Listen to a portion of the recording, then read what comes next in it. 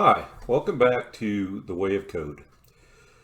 Today I want to talk about a topic that generates a lot of controversy and that everybody has an opinion on. And that is, what is the first programming language you should learn? And people say C Sharp, JavaScript, and so on. We'll cut right to the spoiler and say it doesn't matter. And the reason for this is that most programming languages, at least what we consider imperative languages, where we're telling the computer what to do and how to do it, they all tend to work roughly the same way.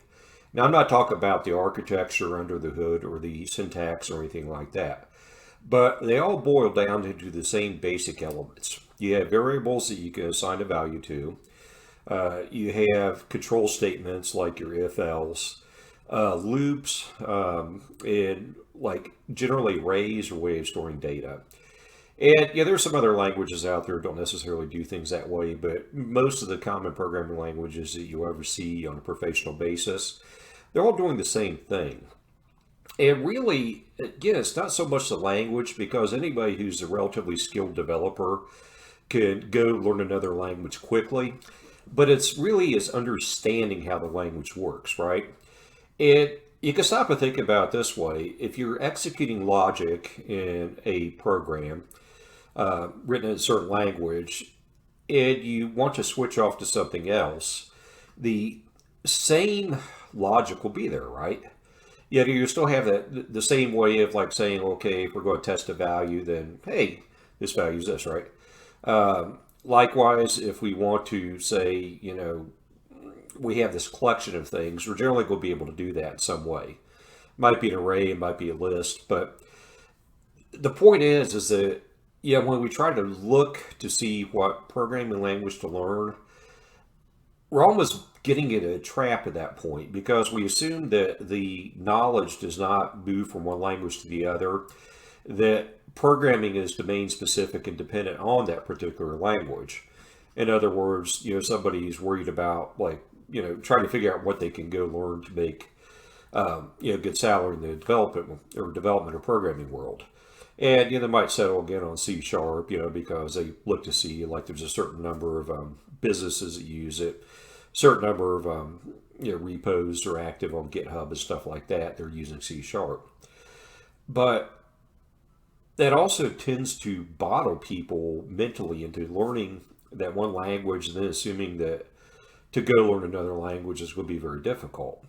And as dumb as that sounds, I have known quite a few people that have made a career out of like learning a specific language, and so there are opportunities to go to another one, or even if they're just trying to do something that like the old language is supporting. VB6 is a great example, where people who learned Visual Basic 6 didn't know how to express the same ideas in the .NET stack, either Visual Basic .NET or C Sharp .NET. As a result, they kind of tend to look back fondly on VB6. And yeah, there were some nice things in VB6 that would have been nice to have been carried over to the .NET stack, but at the same time, it was becoming outdated, security holes, and eventually it was not going to be supported, right?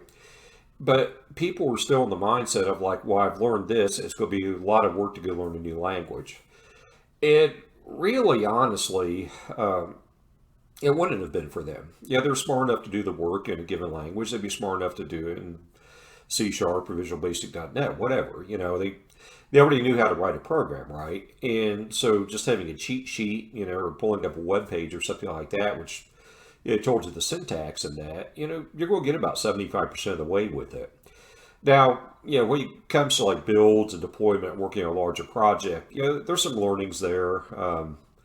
But at the end of the day, it still really doesn't affect just the actual mechanical work of writing the syntax for code, or syntax or code, right? You're still using the same ideas, the same principles. And so, again, I want to point out that if you know how to program well in one language, you could go move to another language without too much work. Again, like the only exception is things which are functional languages. That's kind of a different programming paradigm where you will have like somewhat of a learning curve. But yeah, for the most part, functional languages are not heavily used, or at least not as heavily used in the workplace as people would think. Um, but if you can learn, like a regular programming language like C Sharp, again, you can like go move to JavaScript without too much effort. Um, Variables work roughly the same. The control statements, work roughly the same. Loops work roughly the same, and collections work roughly the same. Really, only problem sometimes you may run into is simply that you're trying to use JavaScript syntax. Well, let me backtrack. You try to use C Sharp syntax in a place in JavaScript, and it doesn't quite match up to how you would define things. And, you're using a IDE of some sort that will flag that for you. And yeah, you just go fix it. You might have to like look online just to see the proper syntax, but in terms of like the logic and the program flow and stuff like that, it's going to be the same from one to the other. So at the end of the day, if you're just starting out learning how to program, or you've been doing a little bit in college and you're worried about what you need to know um, for a professional career, don't worry so much about it. Focus on learning the principles of programming really well. Focus on like learning the logic behind it, and you'll find pretty quickly that if you do have to adopt a new language, you're not going to have problems with it. You really aren't.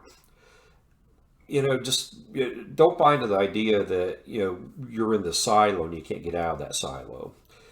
Probably the best example of that was I worked with a guy who knew C, and so he worked on a project for about 6 months. And when the project was finished, my manager asked him if he wanted to take on a new project, he'd have to learn C Sharp. And he was like, "No, I don't want to do that. I just want to stick with C. I want to stick with what I know."